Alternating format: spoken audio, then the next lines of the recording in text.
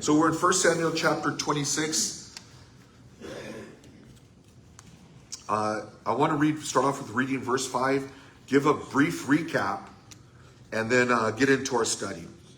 1 Samuel chapter 26, beginning with verse 5, we'll only read verse 5. And it says, "So David arose and came to the place where Saul had encamped. And David saw the place where Saul lay, and Abner, the son of Ner, the commander of his army. Now Saul lay within the camp, with the people encamped all around him." So last week, you guys, we remember that David was out in the wilderness. He had just had his situation with Nabal, and the Lord struck him dead, ended up marrying Abigail. Remember that.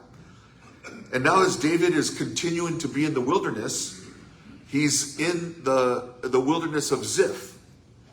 And for the second time, the people of Ziph have come to Saul and given up David's location.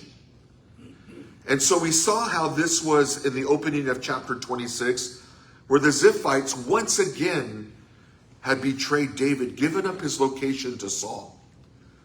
And as I mentioned, when you look back at 1 Samuel chapter 23, verse 19, you'll also see a very similar account where the Ziphites had given up David's location. But instead of panicking and running blindly, we start to see something different about David. We start to see a maturity developing within him. You know, it's oftentimes when we've gone through the most difficult times in our lives, when we've gone through betrayal, we've gone through difficult situations, we seem to gain a maturity out of it, right? We count it as a learning experience. Remember with me that David has been on the run. Saul's been chasing him through several different wildernesses. And he had this encounter with Nabal where he felt disrespected.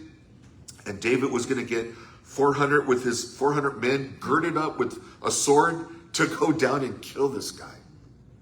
Abigail intervened and it kind of brought David to his senses through God's intervention. And here now David is on the run again. He's been betrayed by the Ziphites for the second time. But when we looked back through verses 1 through 4, we pull out a couple of things that's interesting that points out to David's maturity. It says, we see that he stayed alert. As Saul was encamped with 3,000 choice men, David remained in the wilderness. He was staying alert and he was watching. Instead of panicking, he remained. And he was able to recognize Saul's pursuit. It tells us here in verse 4 that David had sent out spies to confirm that Saul was actually there. It does tell us that as Saul came to seek David in the wilderness, that David saw this. A lot of times we see things that may not be. And a lot of times we would need to send out to get confirmation. I don't know about you guys, but sometimes my mind plays tricks on me. Sometimes I think I see something and would even, quote unquote, swear by it, and then actually find out that it wasn't the case at all. I don't know if you guys ever been in a situation like that. I know all of us here walk on water, so we never, ever have to been in situations where we thought we saw something and it wasn't really going on. That happens all the time in my marriage. Sometimes I think my wife has done something or said something, in reality it's just my own mind. Right? And we can do that. Our minds will play tricks on us. And David wanted to be sure, as he saw for himself that Saul was gathering around, that he sends out spies. He now begins to recognize Saul's pursuit, and he sent out confirmation. A lot of times when we face difficult times, the confirmation that we often seek comes in God's word. And as I always share with you guys, this is why it's so important that we are in God's word. Because of this, we will get the wisdom that comes from God. And so we see that David demonstrated wisdom. He wasn't acting on a rumor that, hey, I heard Saul and his guys were around here and they're somewhere in the area. No, David went and confirmed truth. And we also talked about last week how betrayal will come to us more than once. One of the things we talked about last week is, which is a very difficult thing to go through, is betrayal. You know, most of us, a lot of us here have probably been betrayed by some of the closest people around us. And when it happens once, that's a difficult thing to go through. But what about when it happens again and again and again? How do we respond to that? I mean, I know how I would respond to that. I would typically cut that person off. For me, that's just kind of a safety thing that I don't have to deal with that again. But we look to the Lord Jesus as an example. He knew Judas was going to betray him, right? Sat him in the most highest place of honor at the Last Supper.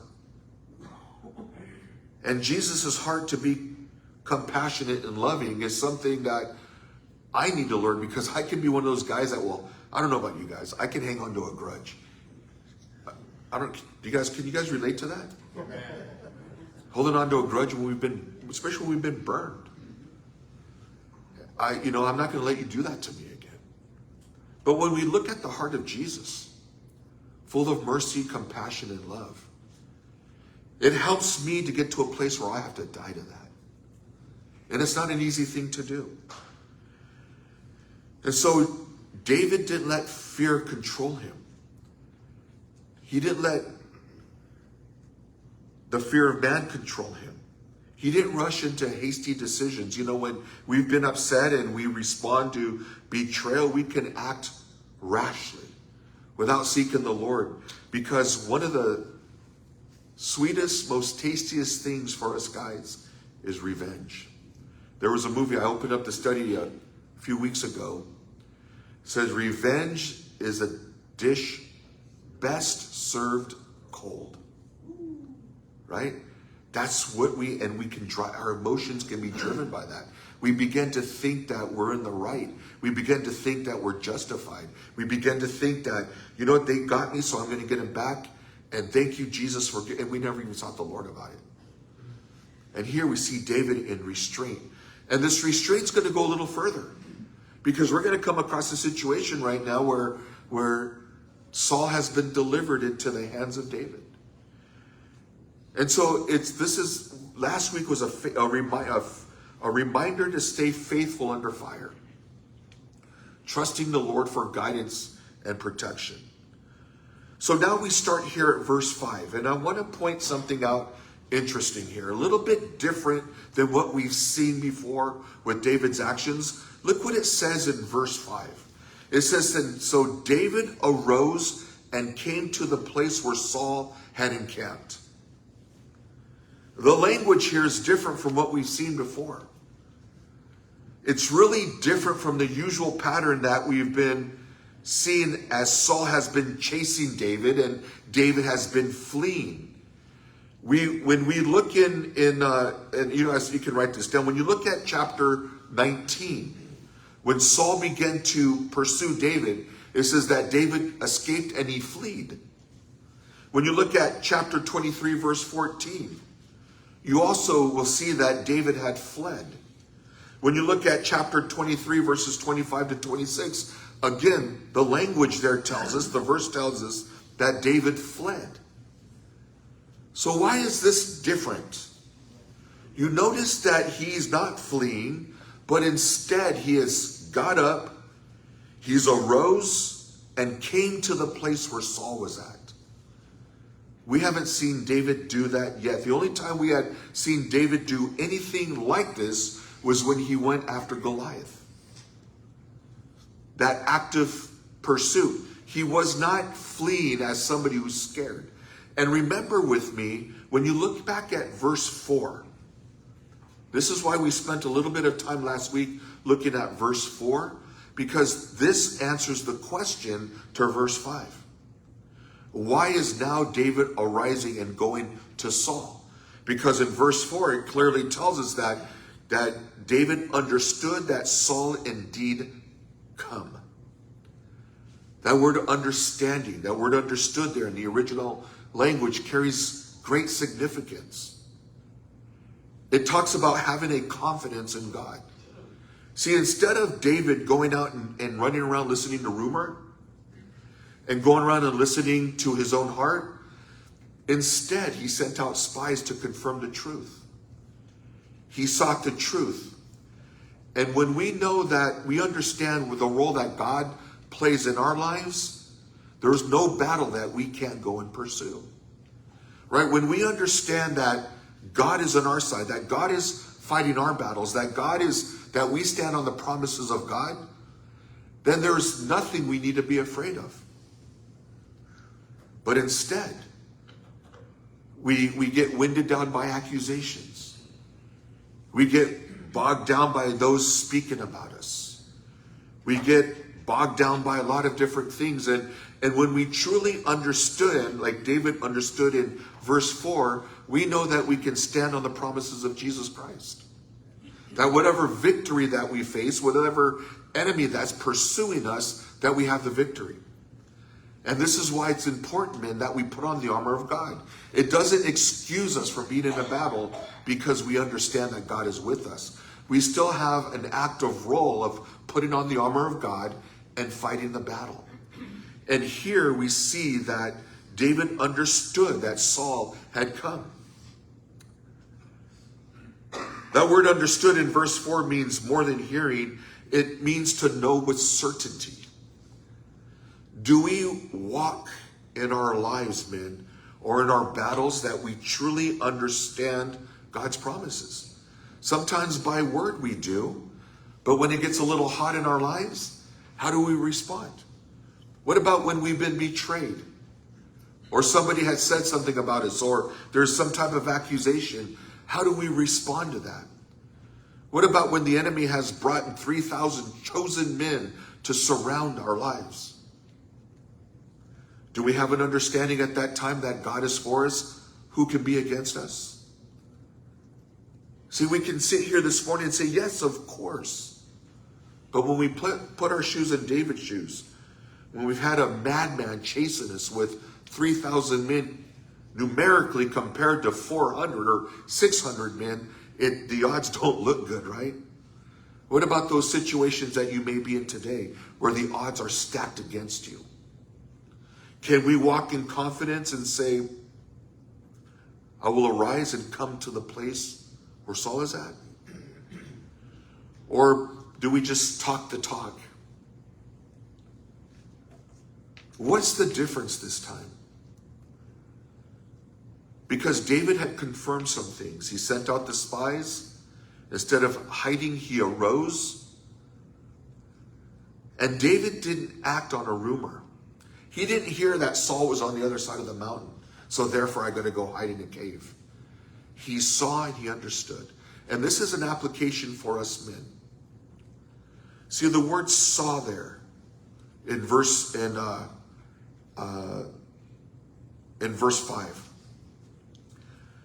It means that he was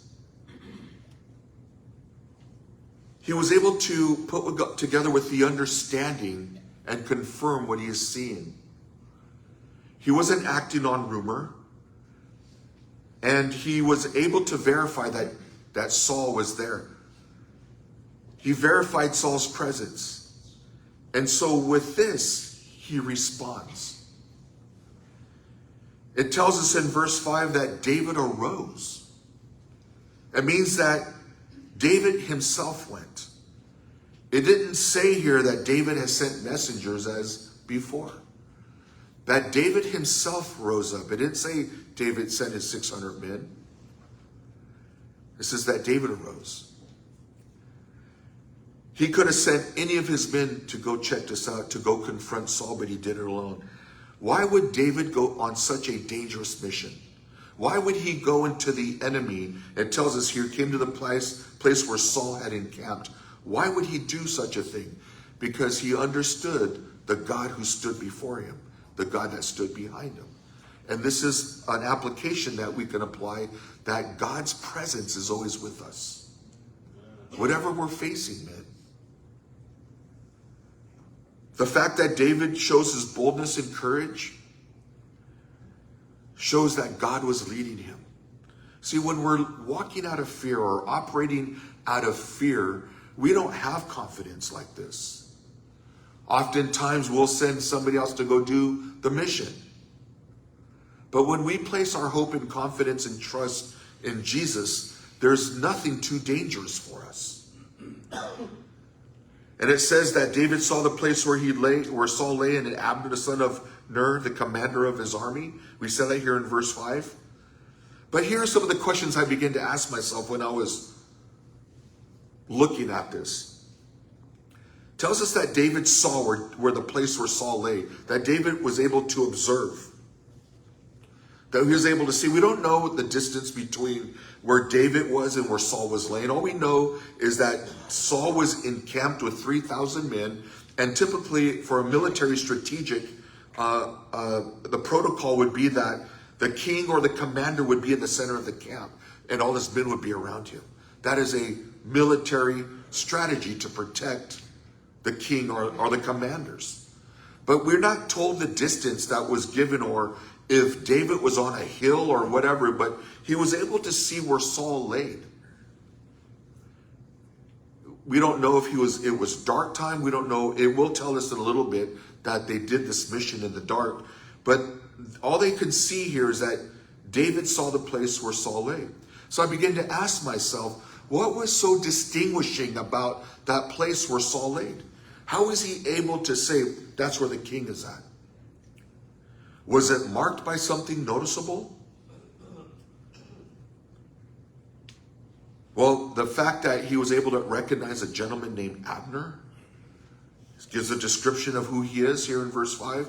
Abner, the son of Ner, the commander of his army. So he knows who Saul was, right? He was able to, but there are key components here that will distinguish where Saul lay. Later on, we're going to see that there was a spear by his head and a water jug. That spear, which we'll get into here in a few moments, that spear that was by his head where Saul laid was the spear that he was always having in his hand. Remember with me, and Saul held a spear in his hand. David probably knew it very intimately because it was thrown at him 3 times. He's like, I gotta remember that spear. So he was recognizable. He had maximum protection around him. And his location was obvious.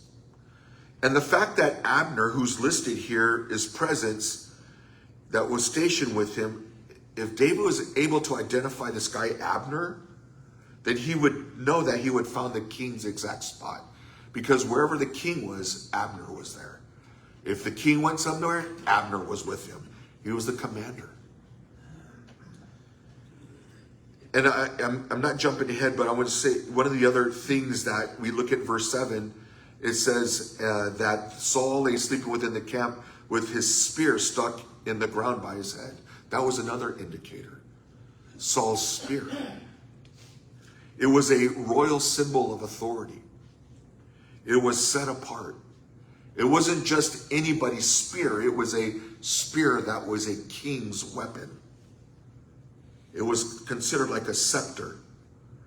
And so between the central position of Abner's presence and the royal spear that was there, Saul's location was unmistakable.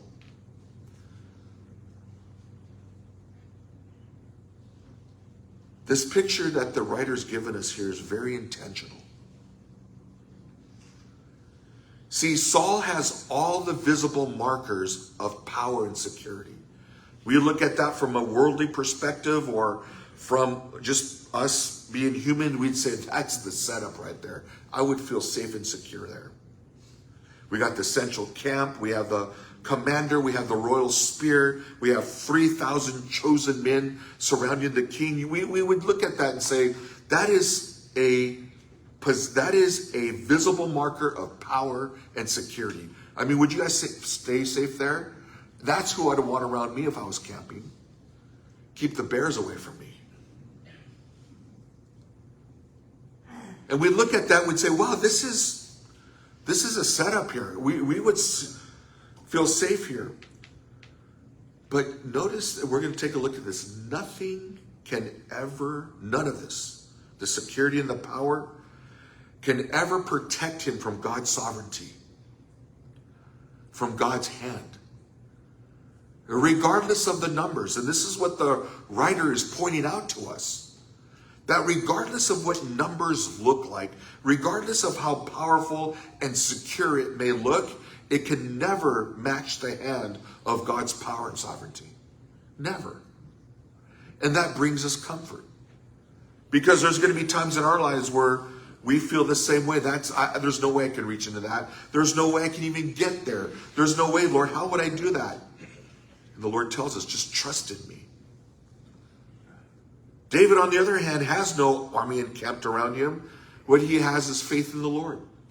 This is why in Psalm 33, 16 through 17, it says, no king is saved by the multitude of an army.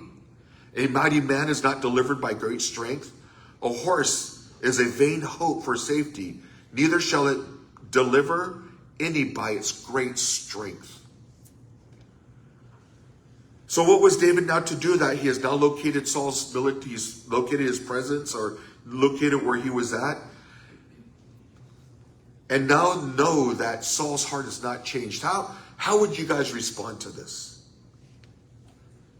Picture in our mind's eye, a camp, 3,000 men, Abner, Saul, Saul's spear. And you're thinking, how am I going to get there? What would you guys do? What would he do now that he knew that his earlier restraint, his appeal to Saul and Engedi has achieved nothing? Remember that they were in Engedi, right? David and his men were in the caves of Engedi. I was talking to Brian and he was talking about going and looking at the caves of Engedi. If you guys ever have the opportunity to Google Earth it or watch videos on the caves of Engedi, it's an amazing cave system. Take a look at it. There's no way I would fit in the mouth of that cave. You know, get Johnny or somebody in there. I couldn't fit in there unless they put a bunch of grease in me and just threw me in there. They're small. I wouldn't fit in there.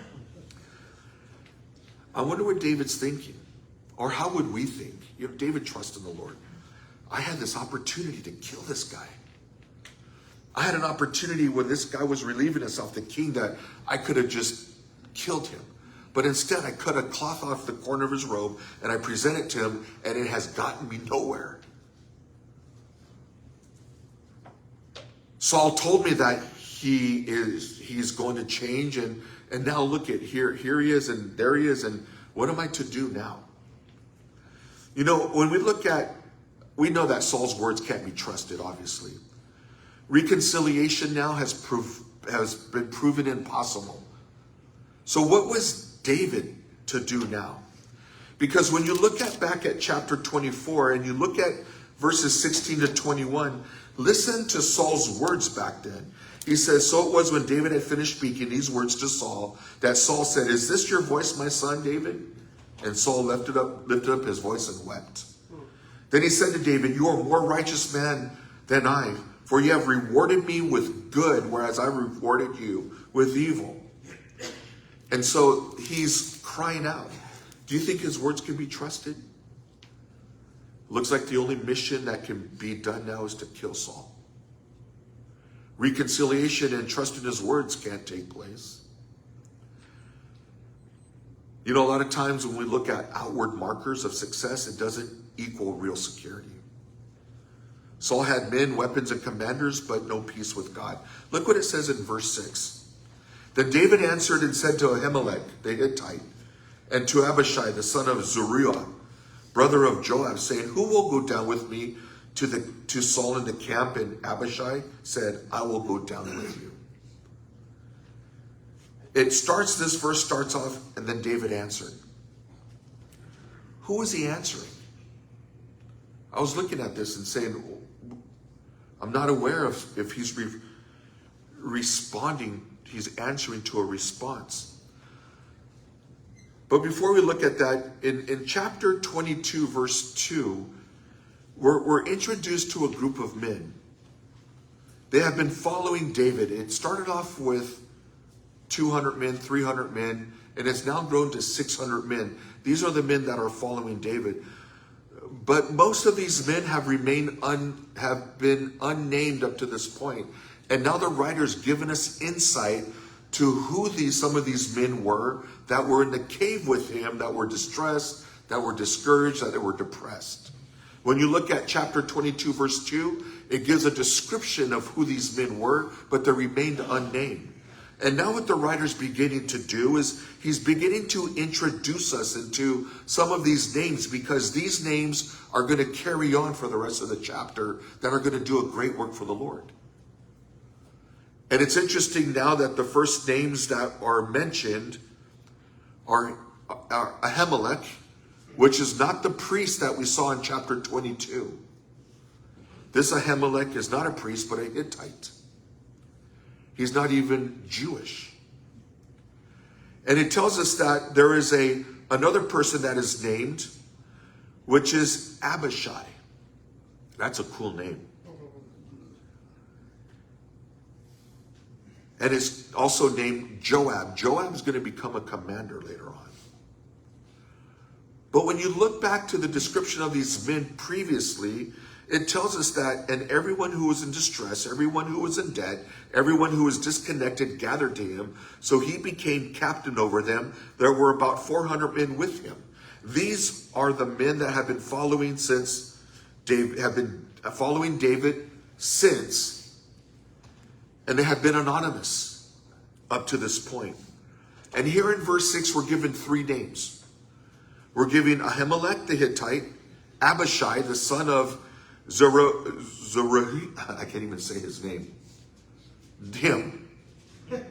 Zeruiah, the brother of Joab. The writer is now making a shift, if you can see this. He is moving from the 600 men, and he's beginning to introduce us into key individuals. And this is going to be important later on when we look at the remaining chapters of 1 Samuel. The word here, as I mentioned, David answered. Tells us here in the first 2-3 words of verse 6. Then David answered. It doesn't mean that he's responding as an answer. It literally means in the Hebrew that he's beginning to speak. And he's beginning to speak to these guys, to these 600 men that are with him. But he's looking at Ahimelech. See, not much is given to us about Ahimelech until you look at 1 Chronicles. When you look at 1 Chronicles chapter 2, you'll start seeing a more detailed and exhaustive list of the names that are given, and it gives a little bit of a description of Ahimelech. It refers to him as a Hittite. Remember with me who was a Hittite that was in a battle that was one of David's men. What was his first name? Uriah, Bathsheba's husband. He was a Hittite. And we see here that David's men not only included just those that were there with him, but it included those who are on the outside. And when we look at a greater picture of God's kingdom, those outsiders can represent you and I, because we're Gentiles, saved by God's grace. David said, Jesus says that we are now included in the fold, and God is using us. And we see here that that David is now beginning to speak. It says he answered, and he's responding to the situation of what he sees there. And he sees Saul's camp, and he begins to speak to his men, specifically Ahimelech and Abishai.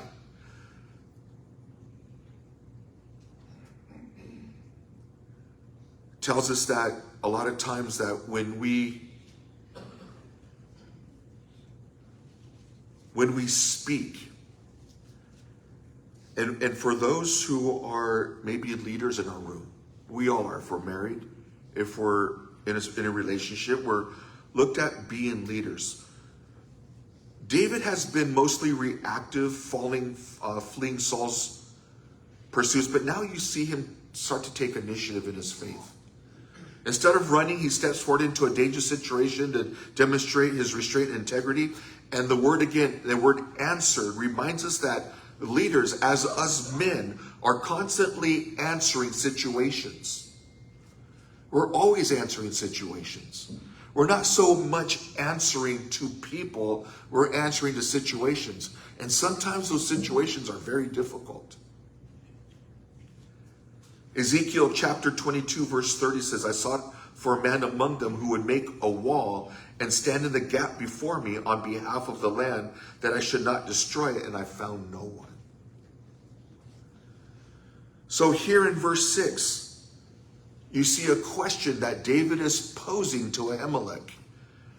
He says, who will go down with me to Saul in the camp? This is a very, very difficult mission. If somebody came to you and said, hey, you know what? Who's going to go down with me? There's 3,000 men, chosen men. There's Abner, there's Saul. And not only are these men, as I mentioned, 3,000, but they're 3,000 special forces. Who's going to go down with them? And the mission's not given. It's not saying who's going to go down there and kill Saul. Who's just going to go with me into Saul's camp? I would say, well, what's your plan? Are you going to kill him? What are you going to do? And sometimes when we've been asked to do something that may seem dangerous, there can be times of hesitancy. When here it tells us in verse 6, and the question begins with who? This is a call for volunteers. David isn't commanding them. He's inviting them to go on this mission. You know, this is, and as men, we can take something, an application from this, because leadership here that we see here in this passage is tested by willingness. David's not coercing these men. And out of all these 600 men, how many people step up for this mission? One. Abishai. Not everyone who follows will answer when sacrifice is required. Right? If it's easy, call me. If it's easy, I'll be right there with you. But what happens when sacrifice is required? Jesus tells us in Luke chapter 9, verse 23, then he said to them all, if anyone desires to come after me, let him deny himself, pick up his cross daily and follow me. Are we willing to do that? On paper, it sounds easy, right? Put my name in that list. God will have a way of filtering out the crowd when it comes to these things. Would we be counted faithful to step forward when facing danger? Would we be counted among the few who will step forward? And David begins to say not only who, but who will go with me? Who's going to share this risk and prove their loyalty? David doesn't say here who will go for me. He is saying who will go with me. He isn't sending someone into danger that while he kicks back and stays safe. He is going on this mission himself. And this models servant leadership. The leader that goes first, but he doesn't go alone. Ecclesiastes chapter 4, verses 9 through 10 says, 2 are better than 1, because they have a good reward for their labor. For if they fall, one will lift us up, his companion. See, real loyalty isn't about words, but walking with your brother into hard places. I think all of us, or most of us, would feel the same way.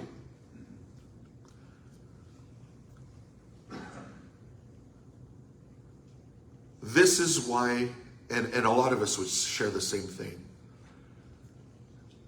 This is why it's so easy for me, in a lot of ways, to serve our pastor.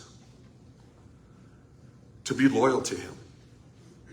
Because he's not one of these guys that sit on the sidelines, go in there.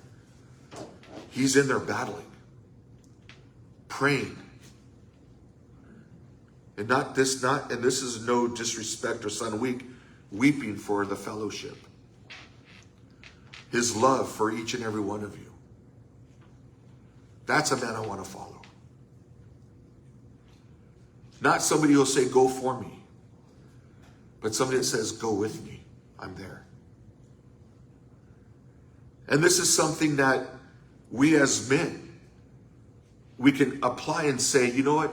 Are we willing to go with them to fight? See, loyalty isn't about words. It's about walking alongside our brother, even into the hard places. And this hard place tells us here in verse 6 that this hard place is going into the camp of Saul. Talking about going into the bee's hive, right? Saul is the enemy who has sought David's life to kill him. And going to Saul means stepping into danger and potential death. Who will go with me? You know, the enemy is real, right? But so is God's protection. Psalm 27:3, though an army may encamp against me, my heart shall not fear. Though war may rise up against me, in this I will be confident. Saul is not isolated. It'd be easy if it was just Saul. I'd grab Tony. I'd grab Martin. I'd grab a few of you guys. Go get him. Go for me. That would be easy, right? Of course. But 3,000 men, chosen men going into the camp means that we're going to go into the heart of danger. And yet God provides an opportunity to prove David's faithfulness. Matthew 10:16 says, behold, I send you out as a sheep in the midst of wolves. Therefore be wise as serpents and harmless as doves. You know, there may be a time where God may call you or call us into a risky, uncomfortable place. But he does it to test our faith and to show that he is faithful and loyal to us, to shape us for the next chapter of our lives, but to also demonstrate that we can stand on his promises and that when we are with Jesus, we are victorious. So Jesus is asking us the same question this morning. Will you go with me?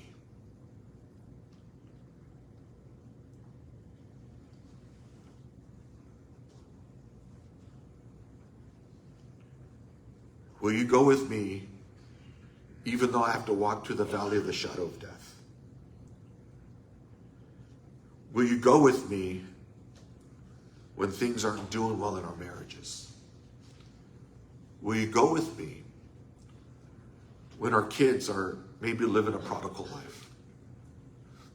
Will you go with me when illness has struck the family?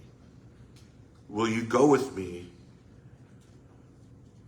when relationships that are significant in my life are just busted? Will you still go with me? Will you go with me? Even though it may cost your life? Will you go with Jesus? Who will go with me? Jesus is asking, to live a life that is set apart. Who will go with me? Jesus is asking, to be the leader and to lead my family and my children. And Jesus is asking, who will go with me? Are you men willing to go? Even in those most difficult places where it requires sacrifice, the places that are uncomfortable, difficult, will we go? And we see here in verse 6, and Abishai says, I will go down with you. That is a man who is loyal. This is extremely powerful in many ways. See, out of all the 600 men, only Abishai steps forward and says, I will go. His response is immediate and without hesitation, I will go. There may be times God is asking us to do something uncomfortable and we want to, Lord, I'll check in with you later. But not only will we go with Jesus, will we respond to him immediately? This highlights courage, devotion, and faithfulness to David. Proverbs 17:17 says, a friend loves at all times, and a brother is born for adversity. Abishai's courage to go down to the camp meant entering 3,000 soldiers. He is willing, he shows a heart that is ready, and he's risking his life alongside his leader. Deuteronomy 31:6 says, be strong and be of good courage. Do not fear nor be afraid of them, for the Lord your God, he is the one that goes down with you. Jesus asked his disciples a similar question.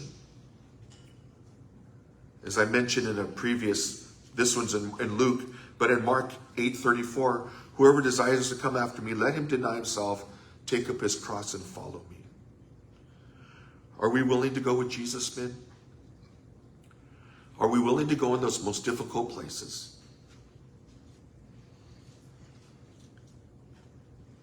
Every man faces this question in life. We face this question in ministry. We face this question in our marriage. We face the same question in fatherhood and faith. And will the response be, I will go with you? Are we like Abishai, who will step forward when the call comes, even if it is to risk our lives?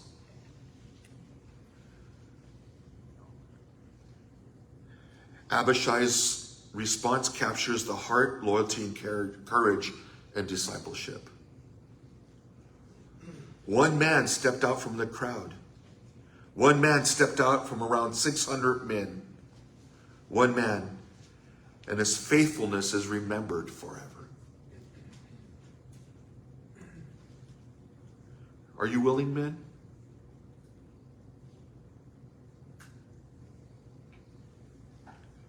To give up your life and surrender your life to go with Jesus? Are you willing?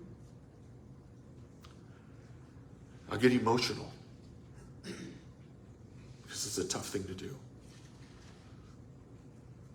I know with some of the guys here that, with this group of guys here, I know we're going through it. I know we're going through the tough times. And the same question is posed to each and every one of you, even in this circumstance. Are you willing to go with me? Who will go with me?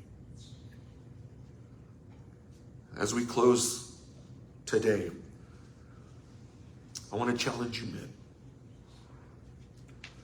I want to challenge that from this day forward, that when Jesus calls us to go with him, that we will go. And if you accept this challenge today, that you will go with Jesus, regardless of what it's going to cost us, I want you to stand, because I want to pray for you.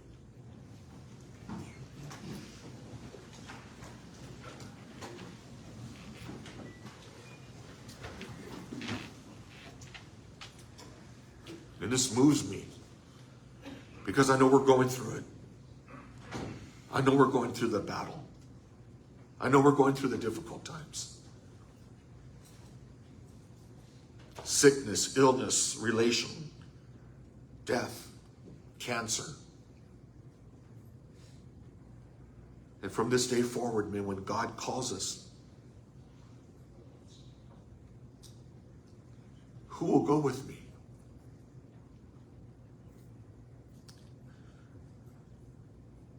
Our response will be similar to Isaiah chapter 6, verse 8.